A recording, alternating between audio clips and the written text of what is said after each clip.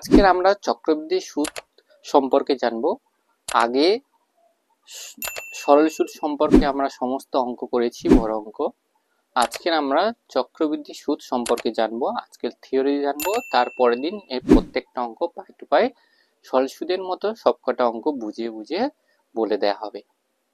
দেখতে থাকো আমাদের ভিডিও, এবং নতুন কেউ এসে যদি থাকো সাবস্ক্রাইব করে নেবে, এতে আমাদের বেল আইকন প্রেস অন করে অল মেরে রেখে দেবে। তাহলে শুরু করছি আমরা প্রথমে চক্রবৃদ্ধি সুদ। এই চক্রবৃদ্ধি সুদ সম্পর্কে আগে বলেছিলাম, তবু আরেকবার বলছি। চক্রবৃদ্ধি সুদ আর সরল সুদ দুটোই সুদ, সুদের দুটো ভাগ ছিল, একটা সরল সুদ একটা চক্রবৃদ্ধি সুদ।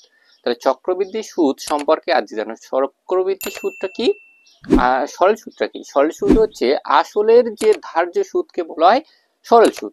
এবার চক্রবৃদ্ধি সুদটা কি বলেছিলাম, কোনো একটা নির্দিষ্ট সময়ের জন্য কোনো আসলের যে সুদটা পেলাম সেই সুদটা পরবর্তী নির্দিষ্ট সময়ে ওই সুদটার সঙ্গে আসল যোগ হয়ে গেলে হয়ে যাবে সুদে আসল। ওই সুদে আসল পরবর্তী নির্দিষ্ট সময়ের জন্য আসল ধরে নিয়ে যে সুদটা বার করা হবে সেটাকে বলা হচ্ছে চক্রবৃদ্ধি সুদ। অর্থাৎ যেটা বললাম সেটা বোঝাচ্ছি, 100 টাকা কেউ আমাকে ধার নিয়েছে, 100 টাকা এক বছর পরে একটা নির্দিষ্ট সময় এক বছর পরে ধরে নেওয়া সুদ হচ্ছে 10 টাকা। সুদ কত টাকা? 10 টাকা। এই পরবর্তী ধরে নেওয়া আরেক বছর বার করব, আর পরবর্তী এক বছর মানে প্রথম এক বছর হয়ে গেছে, পরবর্তী এক বছর বার করব, তখন এই আসলটা হয়ে যাবে 110 টাকা। এই সুদ আর আসলটা যোগ করে পরবর্তী যে মানটা বার করব সেটাই জায়গায় আসলের জায়গায় কি হয়ে যাবে? সুদে আসল। আবার পরবর্তী সময় যদি বার করি, এই সুদটা যা হবে এই সুদের সঙ্গে আসল যোগ করলে সেটা হচ্ছে সুদে আসল, সেইটা হচ্ছে পরবর্তী নির্দিষ্ট সময়ের জন্য আসল ধরে নেওয়া হয়। এই আসল ধরে নিয়ে যে সুদটা বার করা হচ্ছে সেটাই হচ্ছে চক্রবৃদ্ধি সুদ। বোঝা গেল? অর্থাৎ আগে যেটা বলেছিলাম যে চক্রবৃদ্ধি সুদ সেটাই কি, আসলের সুদ এবং সুদের সুদ যোগ করলে যেটা হয় সেটাই হচ্ছে চক্রবৃদ্ধি সুদ। এবার চক্রবৃদ্ধি সুদ অঙ্ক করতে গেলে কি বললাম, একটা নির্দিষ্ট সময় অন্তরে অন্তরে আসলটা সুদের সঙ্গে যোগ করতে হয়। তাহলে সেক্ষেত্রে সেইভাবে অঙ্ক করা যায়। আর একটা সূত্র আছে, যে সূত্রের সাহায্যে আমরা খুব তাড়াতাড়ি অঙ্ক করে নিতে পারবো। তাহলে সূত্রটা কিভাবে, এবারে আমরা চক্রবৃদ্ধি সুদ কিভাবে বার করে সূত্রটা আমরা কিভাবে এসছে জানবো, তারপরে অঙ্কগুলো শুরু করব। সূত্র কিভাবে, যেমন সরল সুদের সূত্র এসেছিল I সমান PTR/100, এখানে সূত্রটা কিভাবে আসছে এটা আগে দেখা। ধরে নাও প্রথমে আসল হচ্ছে আসল P, সুদের হার R। তাহলে আসল P টাকা, সুদের হার R%, হয়েছে। তাহলে এক বছরে আমরা সুদটা বার করি, দেখি। তাহলে প্রথম বছরে সুদ, প্রথম বছরে শেষে সুদ কত হবে? আমরা আগে জেনেছিলাম সূত্র I সমান PTR/100। P মানে এটা হচ্ছে আসল P, T মানে হচ্ছে সময় এক বছর এক, আর R হচ্ছে R বাই কত? 100। গুণ করলে কি হবে?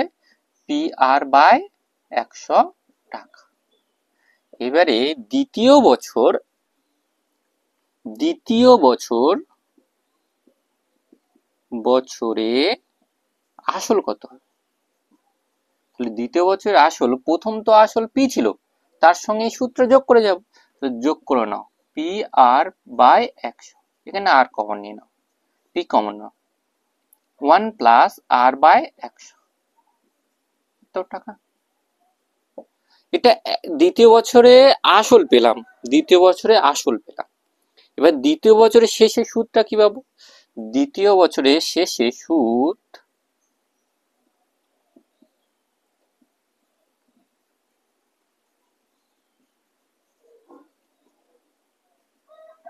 I সমান PTR/100, I এর জায়গায় 1 প্লাস R/100, এটা পিন মান, PT টির মান হচ্ছে এক বছর, আর এর মান কত?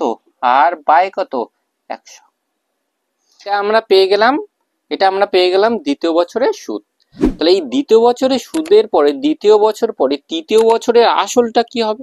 তৃতীয় বছর আসল বা দ্বিতীয় বছরের সমূল চক্রবৃদ্ধি, এটা দুটো লিখতে পারি। দ্বিতীয় বছরে সমূল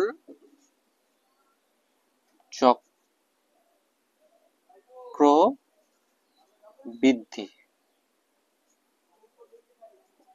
দ্বিতীয় সমূল চক্রবৃদ্ধি আসল ছিল P into 1 plus R by 100, তার সঙ্গে যোগ হবে কোনটা, এই সুদ, দ্বিতীয় বছরের শেষে সুদ।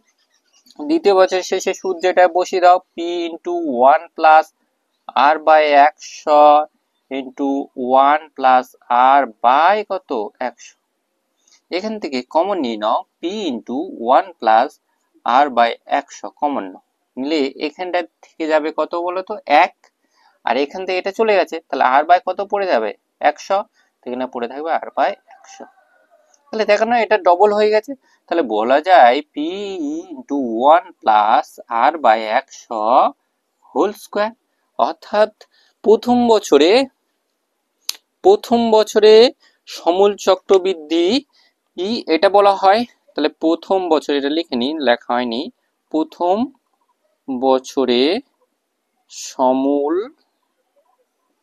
চক্রবৃদ্ধি বা দ্বিতীয় বছরে আসল, তার মান কত ছিল, P into 1 plus R by 100, এবং দ্বিতীয় বছরে সেই সমূল চক্রবৃদ্ধি কত হয়ে গেছে, P into 1 plus R by 100, এটা 1 ছিল, এখানে কত হয়ে গেছে 2। তাহলে এখান থেকে আমরা সূত্র এরকম যদি কন্টিনিউ চলে, সূত্র এখান থেকে তৈরি করা হয়েছে কি, এন বছরে, কি বললাম, এন বছরে সমূল চক্রবৃদ্ধি সমান P into 1 plus R by 100, N এর জায়গায় কি হয়ে যাবে, এই 1 এক বছরের জন্য 1, 2 বছরের জন্য 2, তাহলে এন বছরের জন্য কি হবে, P into 1 plus R by 100 whole to the power N. এটাই হচ্ছে সমূল চক্রবৃদ্ধি সূত্র। অর্থাৎ কোনো টাকা এন বছরের, তার সমূল চক্রবৃদ্ধি হবে P into 1 plus R by 100। এই যে এক বছরে দেখেছি, 2 বছরে দেখেছি, এরকম 3 বছর 4 বছর করে দেখা গেছে যে সূত্র হচ্ছে কি, ওই যে পাওয়ারটা 1 বছরের জন্য 1, 2 বছরের জন্য 2, 3 বছরের জন্য 3, 4 বছরের জন্য 4, সেই জন্য ওখান থেকে বলা যায় এন বছরের জন্য কি হবে এন। এখানে সূত্র হয়ে গেল কি, এন বছরের সমূল চক্রবৃদ্ধির সূত্র হয়ে গেল P into 1 plus R by 100 whole to the power N. এটাই হচ্ছে আসল সূত্র। এন বছরে সমূল চক্রবৃদ্ধি মান, সূত্র কি পেলাম, P into 1 plus R by 100 whole to the power N, যেখানে পি হচ্ছে আসল, আর হচ্ছে সুদের হার, এন হচ্ছে বছর সময়। পরে আমরা জানবো চক্রবৃদ্ধি সূত্র। চক্রবৃদ্ধি মানটা কি, অর্থাৎ সমূল চক্রবৃদ্ধি থেকে যদি আমরা আসল বিয়োগ করে দিই, তাহলে হয়ে যাবে কি চক্রবৃদ্ধি। সেই জন্য P into 1 plus R by 100 whole to the power N, এর থেকে কি বিয়োগ করে দেবো, আসল। সমূল চক্রবৃদ্ধি থেকে আসল বিয়োগ করে দিলে হয়ে যাবে চক্রবৃদ্ধি সুদ। তাহলে এখানে হচ্ছে শুধু চক্রবৃদ্ধি সুদ মান হবে P into 1 plus R by 100 whole to the power N minus P. যদি কোনো সময় কোনো অঙ্কের ক্ষেত্রে 3 মাস অন্তরে, ক মাস অন্তরে, 3 মাস অন্তরে কোনো মূলধন দেয়, সেক্ষেত্রে 3 মাস অন্তরে দেয়, সেক্ষেত্রে এন বছরে সমূল চক্রবৃদ্ধি হবে P into 1 plus R by 4 by 100 whole to the power 4। কি করে হলো, এটা আমরা 3 মাস অন্তরে দেয় মানে বছরে কবার, 3 মাস, বছরে কবার, 4 বার। সেই জন্য এদের পর্ব হয় 4টে। কটা পর্ব হয়, 4টে। এটা চারটে পর্ব বার করে n বছরে সমূল চক্রবৃদ্ধি সূত্র তৈরি করা হচ্ছে p ইন্টু 1 প্লাস r/4/100 তাহলে এইভাবে যদি 4 মাস অন্তরে দেয়, তাহলে 4 মাস অন্তরে যদি কেউ মূলধন দেয়, তাহলে n বছরে সমূল চক্রবৃদ্ধি হবে p ইন্টু 1 প্লাস r/3/100 একইভাবে যদি 6 মাস অন্তরে দিলে বছরে কটা পর্ব হবে? বছরে পর্ব হবে দুটো। সেক্ষেত্রে সূত্র যায় p ইন্টু 1 প্লাস r/2/100 হয়েছে। অর্থাৎ যখন আসল প্রত্যেক 6 মাস অন্তরে, 3 মাস অন্তরে, 4 মাস অন্তরে দেয়, তখন এই কটা সূত্র ফেলবো। n বছরের চক্রবৃদ্ধি সূত্র এটা, এবং n বছরের সমূল চক্রবৃদ্ধি সূত্র এটা, এবং চক্রবৃদ্ধি সূত্র এটা। যখন চক্রবৃদ্ধি সূত্রে আর এর মান প্রত্যেক বছরে পরিবর্তন হবে, প্রথম বছর R1, দ্বিতীয় বছর R2, তৃতীয় বছর R3, অর্থাৎ সুদের হার প্রত্যেক বছর যখন পরিবর্তন হবে, সেক্ষেত্রে সমূল চক্রবৃদ্ধির মানটা কি হবে? সেক্ষেত্রে সমূল চক্রবৃদ্ধি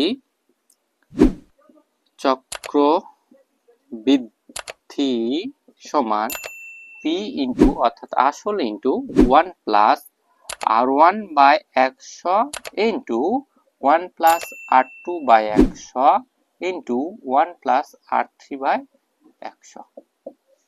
এটাই হবে প্রত্যেক বছরে যখন আর এর মান চেঞ্জ হবে, পরিবর্তন হবে, সেক্ষেত্রে সমূল চক্রবৃদ্ধি সূত্র এটা আমরা প্রয়োগ করব। আজকের এই পর্যন্ত থিওরি পার্টে সমস্ত সূত্র বলে দেওয়া হয়েছে। পরবর্তীতে সমস্ত অঙ্ক সরল সুদের মতো প্রত্যেকটা দাগে বুঝে দেওয়া হবে, করে দেওয়া হবে।